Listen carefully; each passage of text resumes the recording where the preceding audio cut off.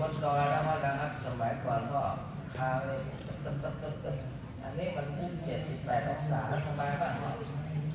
ผมเอาบอกเราเพื่อเอาเชิญแค่นั้นแหละครับเอาจริงสบายมากแล้วเขาจะบอกว่าไม่รู้จักหน้าหนาวออกก็ได้เลยมากกลุ่มเลยสบายมากเลยตุ่มหนาวไม่ขึ้นนะครับยังลงอยู่พ่อ72แล้วอันนี้เพิ่งจะ54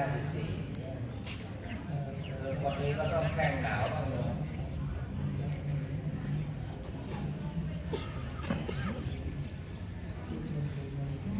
กองในการทุกการถามนิวใช่ไหมถามพวกเขาแหละถามนิวว่ามีความพร้อม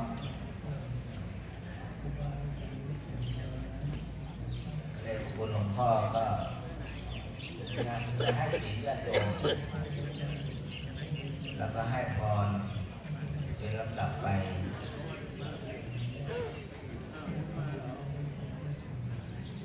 หลวงพ่อสุรพลเกียรติชัยกร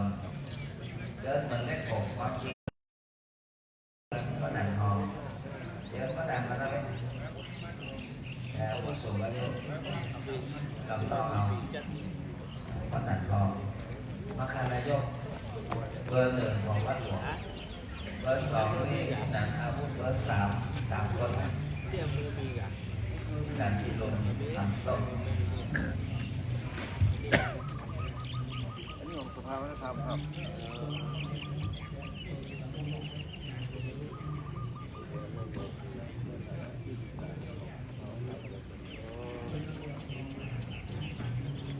ญาติโยมได้มาทำบุญใส่บาตรทำบุญร่วมชาติใส่บาตรร่วมขันในพระเช้าวันนี้อีกหน่อยที่ยืนใส่บาตรหรือพวกเราทั้งหลายก็จะเป็นบุคคลในประวัติศาสตร์เป็นธรรมดาเนี่ยตัวเล็กๆแก่ตรงนี้สมัยหนูเป็นเด็กอะไรนี่นะไม่ใส่บาตรกับพ่อมันก็เป็นเจเนเรชั่นของเขาไป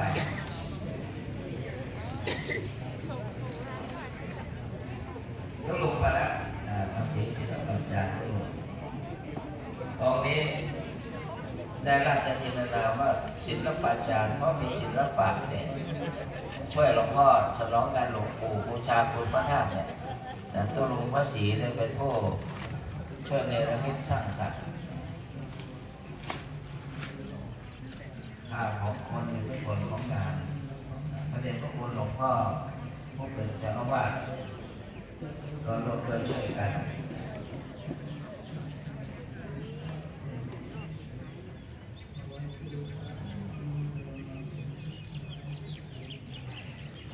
เอาไปถือไม้ทำอะไรมาช่วยเป็นเบิกจ่ายมีส่วนช่วยอะไรช่วยกันเพราะนั้นอาจารย์เชิญเอาไว้ก็ด่างสุดท้ายครับในส่วนเบื้องต้นนะครับ ขอเจริญพรผู้แทนคณะศรัทธาได้จุดธูปเทียนบูชาพระรัตนตรัยที่เบื้องหน้าโต๊ะหมู่บูชานะครับ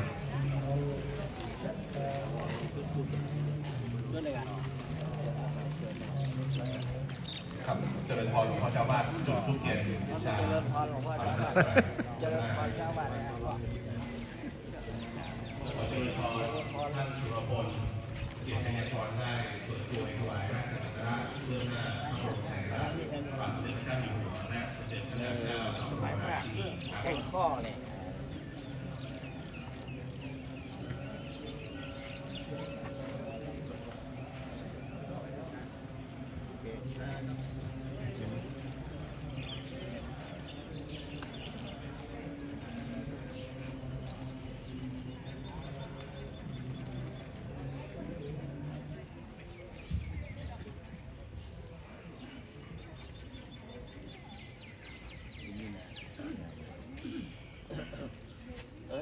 เปิดกล้วยกัน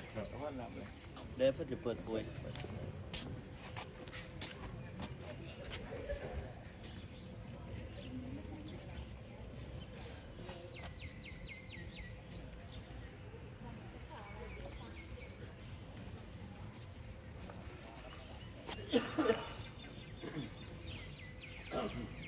ว่าพร้อมกันนะ อิเมนาสกาเลนะธัมโมธัมมะริโกชยามะอิเมนาสกาเลนะตังธัมมังอภิปูชยามะอิเมนาสกาเลนะตังสังฆังอภิปูชยามะอะระหังสัมมาสัมพุทโธภควาพุทธังภวันตังอภิวาเทมิสวากขาโตภควตาธัมโมธัมมังนัมสสามิสุปฏิปันโนภควโตสาวกสังโฆสังฆังนามินะโมตัสสะภะคะวะโตอะระหะโตสัมมาสัมพุทธัสสะนะโมตัสสะภะคะวะโตอะระหะโตสัมมาสัมพุทธัสสะนะโมตัสสะภะคะวะโตอะระหะโตสัมมาสัมพุทธัสสะ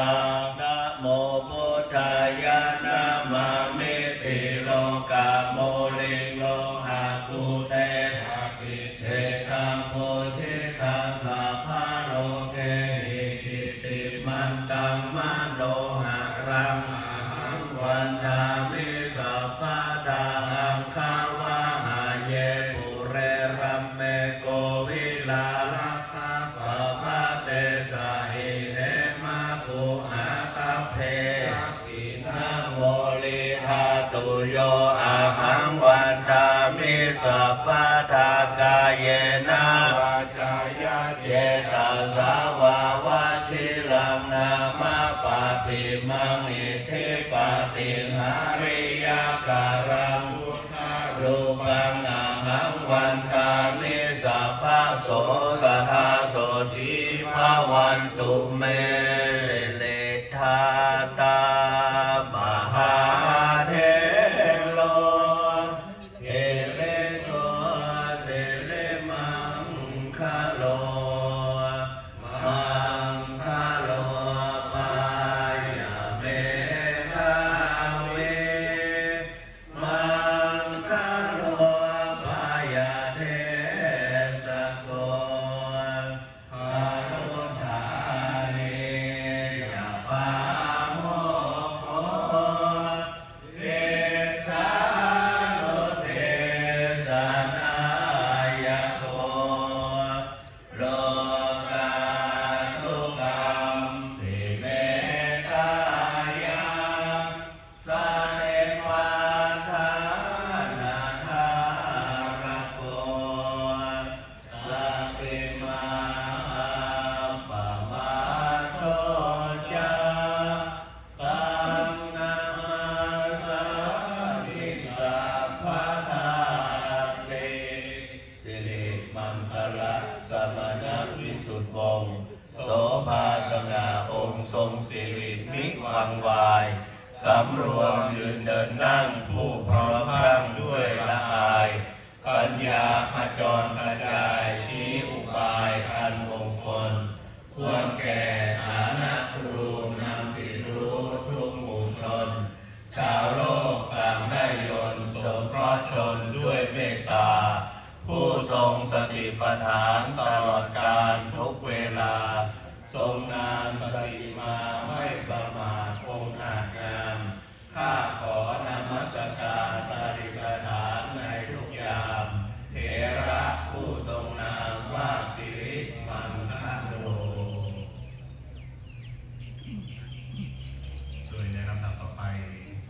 พระนายกจะได้กล่าวคำพระราชนาสิงห์เพื่อให้คณะทาได้ร่วมรับสินเป็นสิริมงคลในปีใหม่นี้นะครับและหลังจากนั้นจะได้โอกาสในการกินข้าวและพระเดชพระคุณก็จะได้ให้หมู่บ้านและให้พรก่อนจะออกรับบิณฑบาต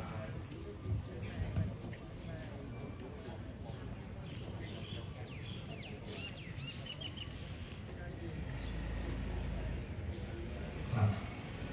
ต่อไปขอเชิญทุกท่านตั้งลงมือ หนึ่งประชุมแล้วก็กราบพระเดชพระพักกราบให้กราบสองกราบสามมายาพันเตเตสาระเนนาสาปัญจศีลจามาตุเตยามเตมายาพันเตติสาระเนนาสาปัญจศีลานิยาจามาตาเตยามปิมัจยามพันเตติสาระเนนาสาปัญจศีลานิยาจามานะโมตัสสะภะคะวะโตอะระหะโตสัมมาสัมพุทธัสสะนะโมตัสสะภะคะวะโตอะระหะโตสัมมาสัมพุทธัสสะนะโมตัสสะภะคะวะโตอะระหะโตสัมมาสัมพุทธัสสะนะโมตัสสะภะคะวะโตอะระหะโตสัมมาสัมพุทธัสสะนะโมตัสสะภะคะวะโตอะระหะโตสัมพุทธัสสะนะโมตัสสะภะคะวะโตอะระหะโตสัมมาสัมพุทธัสสะพุทธังสรณังคัจฉามิพุทธังสรณังคัจฉามิธัมมังสรณังคัจฉามิธัมมังสรณังคัจฉามิสังฆังสรณังคัจฉามิสังฆังสรณังคัจฉามิทุติยัมปิพุทธังสรณังคัจฉามิทุติยัมปิพุทธังสรณังคัจฉามิทุติยัมปิธัมมังสรณังคัจฉามิทุติยัมปิธัมมังสรณังคัจฉามิทุติยัมปิสังฆังสรณังคัจฉามิทุติยัมปิสังฆังสรณังคัจฉามิตติยัมปิพุทธังสรณังคัจฉามิตติยัมปิพุทธังสรณังคัจฉามิตติยัมปิธัมมังสรณังคัจฉามิตติยัมปิธัมมังสรณังคัจฉามิตติยัมปิสังฆังสรณังคัจฉามิตติยัมปิสังฆังสรณังคัจฉามิปานาติปาตาเวระมณีเสขาปะตังสมาธิยามิปา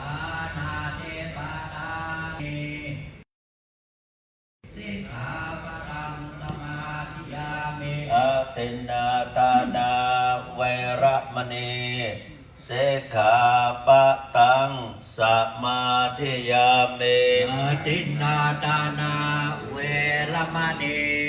สิกขาปะทังสมาธิยามิกาเมสุมิจฉาจาราเวระมณีเสขาปะตังสมาธิยามิกาเมสุมิจฉาจาราเวระมณีสิกขาปะทังสมาธิยามิมุสาวาตาเวระมณีเสขาปะตังสมาธิยามิมุสาวาตาเวระมณีสิกขาปะทังสมาธิยามิโสราเมรยามัชฌาปมาตาฐานะเวระมณีเสขาปะตังสมาธิยามิโสราเมรยามัชฌาปมาตาฐานะเวระมณีสิกขาปะทังสมาธิยามิมาเนปัญจสิกขาปตานิ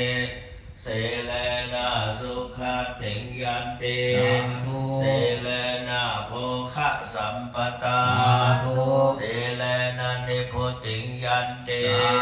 ทัสมาสีลังวิโสทะเยครับขอเชิญคณะทาทุกท่าน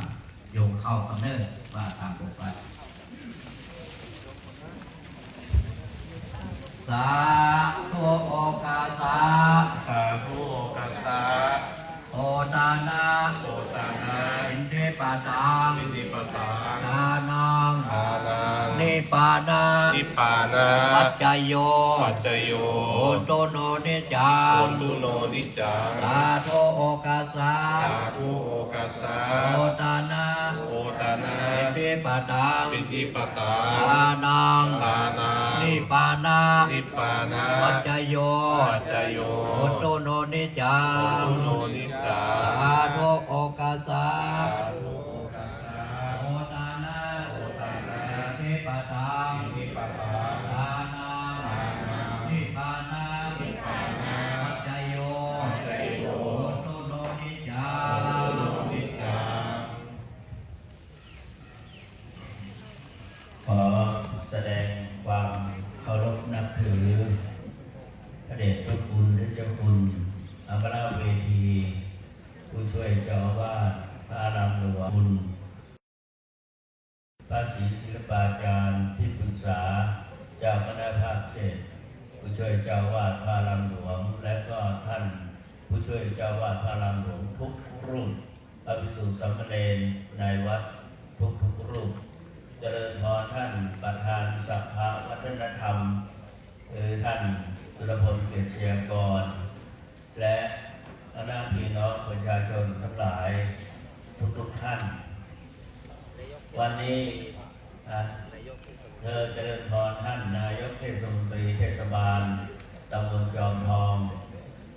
ท่านจักรคำวันแดงและก็ท่านผู้มีเกียรติสาธุชนที่เคารพนับถือทุกท่านวัดพระธาตุศรีจอมทองวรวิหารได้วันนี้เป็นศูนย์รวมแห่งการต้อนรับเมื่อวานนั้นส่งท้ายปีเก่าต้อนรับปีใหม่วันนี้เราต้อนรับปีใหม่จึงทำให้เราท่านทั้งหลายมีจิตใจปีติยินดีที่จะต้อนรับปีใหม่ทั้งหมดทั้งมวลนั้นสำคัญอยู่ที่จิตนั้นเป็นสิ่งสำคัญเพราะฉะนั้นเมื่อจิตตั้งมั่นดีแล้วทุกสิ่งทุกอย่างก็จะเป็นไปด้วยความราบรื่นทั้งเป็นอยู่ปัจจุบันและในข่าวขับขันเมื่อจิตตั้งมั่นแล้วก็จะไม่เดือดร้อนจิตที่จะตั้งมั่นดีนั้นพระเดชพระคุณหลวงปู่เจ้าคุณพระพรหมมงคลได้นำเอาหลักของการที่มีสติตั้งมั่นหรือจิตตั้งมั่นคือวิปัสสนาแนวสติปัฏฐานสี่เพราะฉะนั้นถ้าเราเริ่มต้นดีๆรักษาจิตโบราณว่ารักษาจิตให้ดีทำหน้าที่ให้ถูกต้องมีสติไม่บกพร่องความเศร้าหมองจะหมดไปหากรักษาจิตไม่ดีทำหน้าที่ไม่ถูกต้องแถมมีสติบกพร่องความเศร้าหมองก็จะมากมาย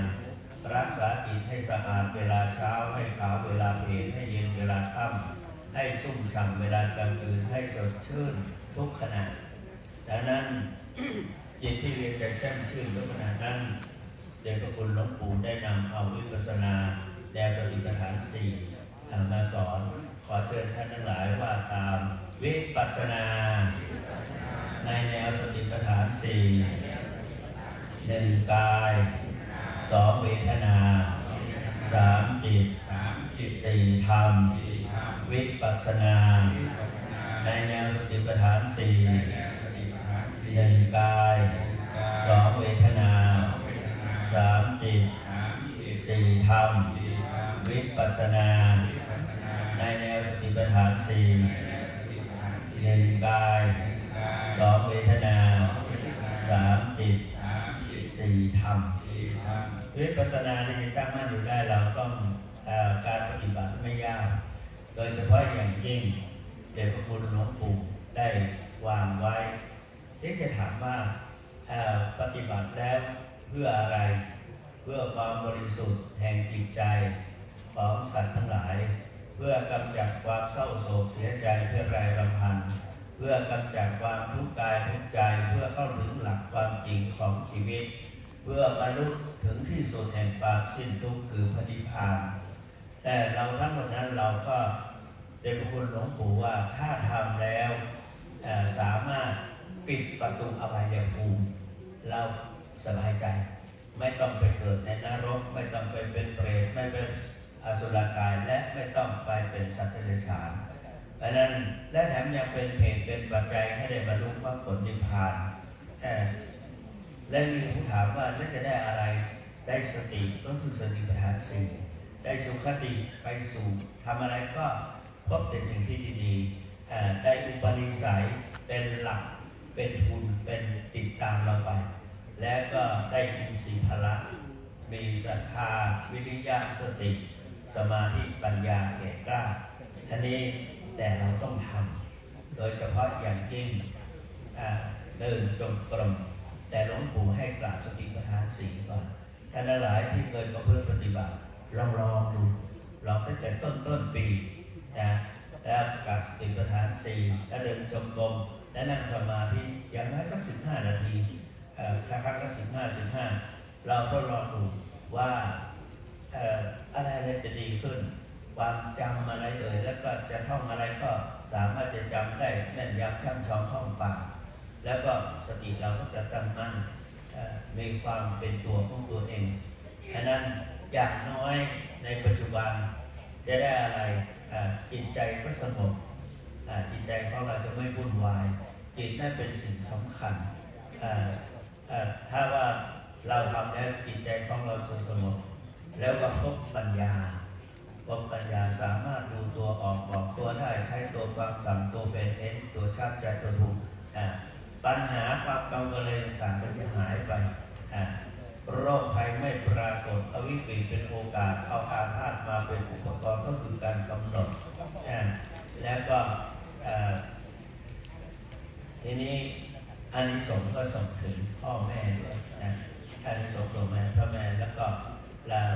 จิตใจสงบพบปัญญาปัญหาด้วยไปไม่ปรากฏทดแทนคุณพ่อแม่สามารถแผ่บุญกุศลถึงเจ้ากรรมนายเวร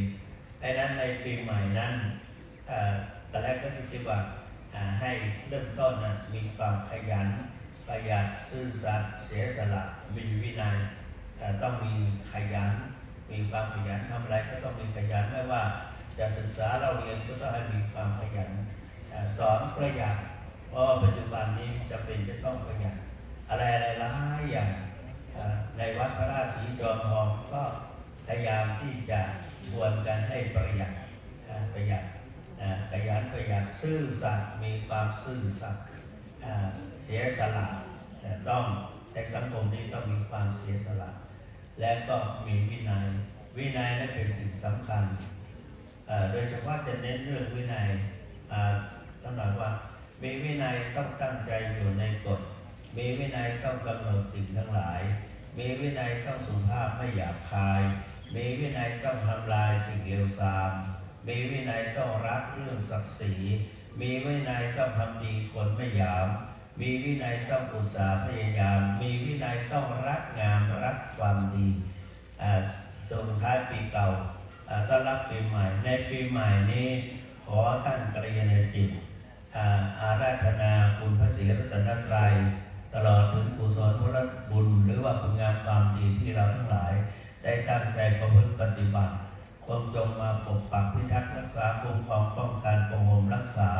เราท่านทั้งหลายทุกท่านให้แคล้วคลาดจากภัยอันตรายภัยพิบัติพบแต่ความสุขสวัสดิ์พิพัฒนมงคลสมบูรณ์ผลดังที่ตนตั้งไว้เหมือนกันทุกท่านทุกประการเถิ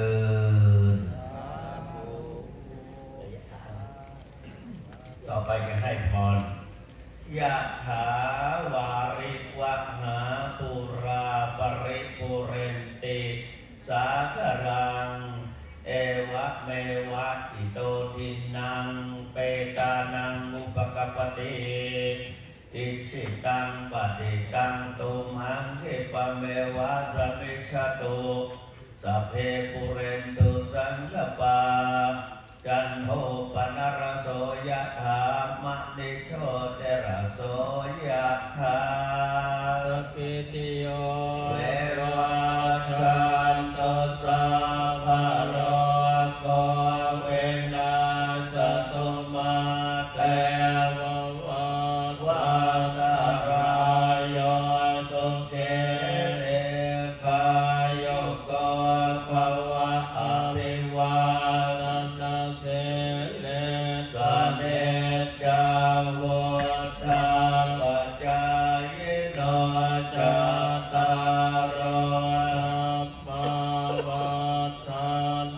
อา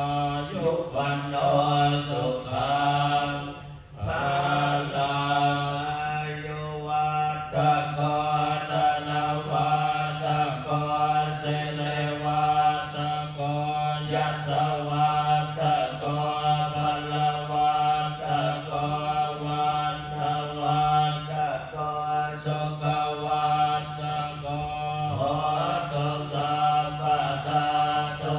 กะโลกะพยาเวลาโสกะสารตุปัฏฐวาเอกาอันตรายาปิวินาสันตุจเตนะสายยเสติทานังลาภังโสติภะคยังสุขังพลังสิริอายุจวันโนจะพรกำบุญเทียจยสวาสตวัสสะจะอายุนะเทวสิทธิภวันตุเตภวันตุสัพพมังคลังรักขันตุสัพพเทวตาสัพพพุทธานุภาเวนะสตาโสเทภวันตุเตภวันตุสัพพมังคลังรักขันตุสัพพเทวตาสัพพธรรมานุภาเวนะสตาโสเทภวันตุเตภวันตุสัพพมังคลังรักขันตุสัพพเทวตาสัพพสังฆานุภาเวนะสตาโสติภาวันตุเต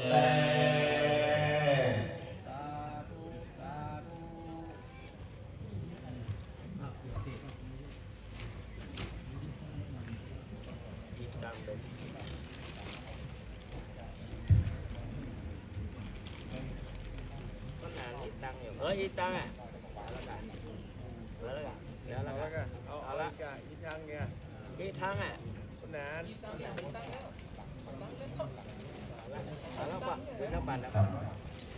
โดยในช่วงเช้านี้ท่านอาจารย์หลวงพ่อเจ้าคุณทั้งสามรูปจะได้ออกรับบิณฑบาต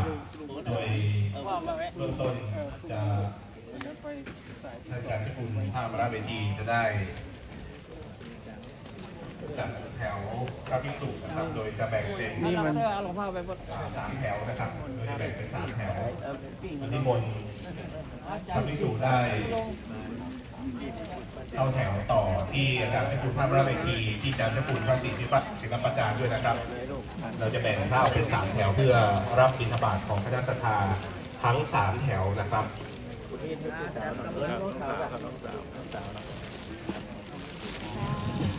เขาแบ่งส่วนหนึ่งที่ครับ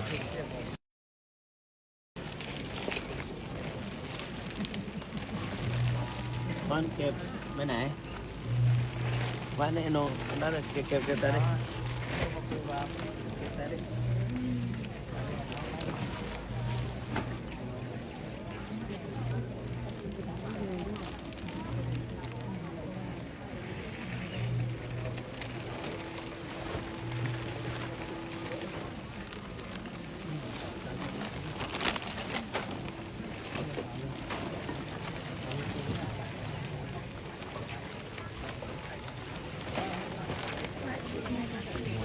โดยคณะญาติโยมท่านใดนะครับที่อยู่ด้านนอกนะครับก็เจริญพรรอสักครู่หนึ่งนะครับพระภิกษุสงฆ์ในพระอารามวัดพระธาตุสีจอมทองจะได้เดินรับบิณฑบาตออกไปโดยแบ่งเป็น3 แถวนะครับ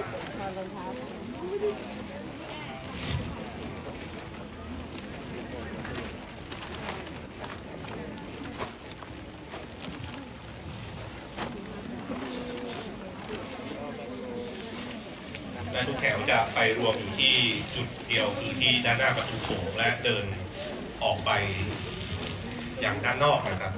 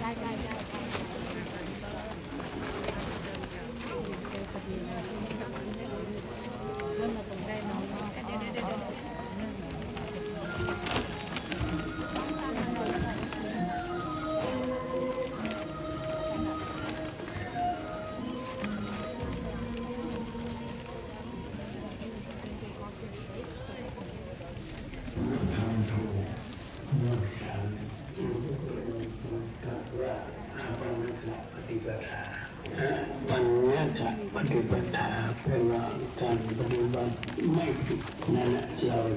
จึงจำไว้นะข้อนี้อากันนะการปฏิบัติอะไรที่ไม่พระองค์ตรัสไว้ในว่าอินทรีย์สามอินทรีย์สองโพธิเจมะตันวุตาสามชาคันยานุอินทรีย์นั้นคือได้แก่ความเป็นใหญ่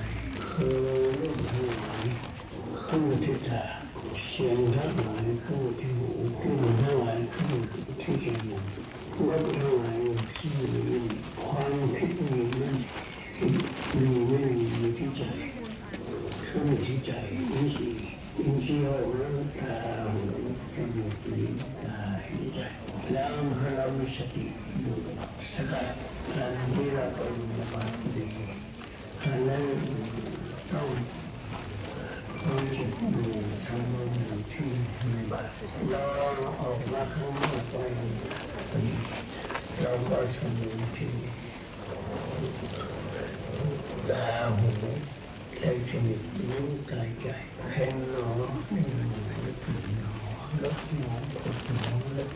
อันนี้อินทรีย์อย่าไปมองข้ามภาษาของเราคือภาษาลิบุตรได้พ้นไปจากเกาะโสดินสีก็ได้ฟังที่พระองค์ตรัสแต่อัตถุวิชนะโกที่ทำเขาคิดเพราะฉะนั้นก็มีเจ้าที่ได้สวดมนต์ฟังปฏิบัติได้เห็นลายฟันคุณเห็นหนอได้ถึงทำเป็นโสดาบันก็มีในการที่นี้คุณพระองค์สอนศาสนาว่าอินทรีย์สังโยชน์จะไปพุทธเนวัตมุตตารู้จักการรู้โภชนาจังที่เราปฏิบัติกันนี้นุ่งหน้าบาทสันในบาทสันบนนี้โภชนามันสันนอกจากไม่ผิดเราล่องลอยไม่ได้บนไงว่ากันสามชาคันประกอบความผิดเรามีความผิดในวันการศึกษาฐานนั้นเดินจุนกุมนั้นนั่งสัมผัสประกอบมาได้หลายวันดูมาอาจารย์เราว่าในปฏิบัติปฏิบัติ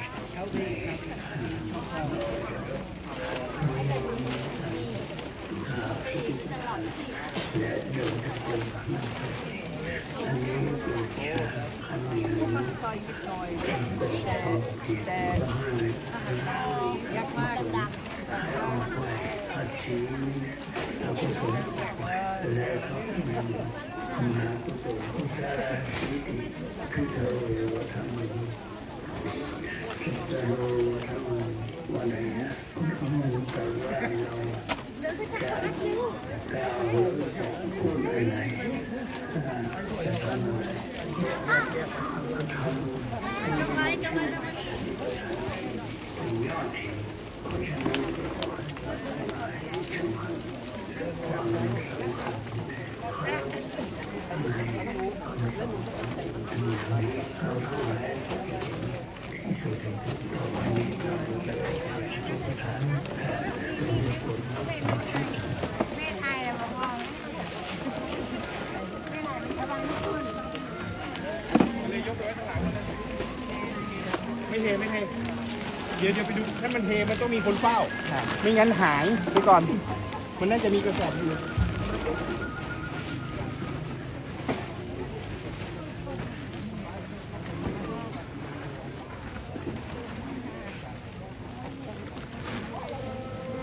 แล้วไม่เวียนมาเลยไปเลยด้วย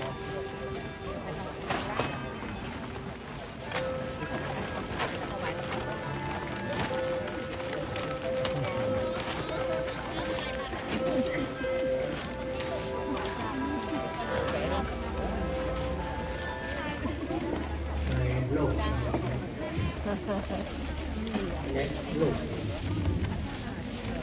โลกโลกเ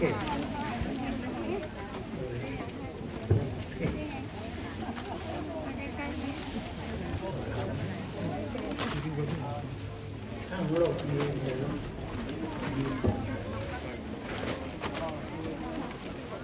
โดยเฉพาะพวกเอกพวกเทวดามีปัญหา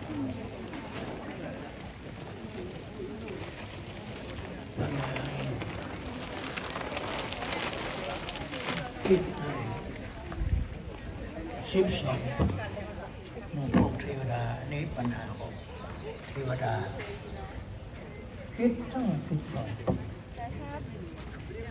เมธีใครจะแก้พวกเทวดาทั้ง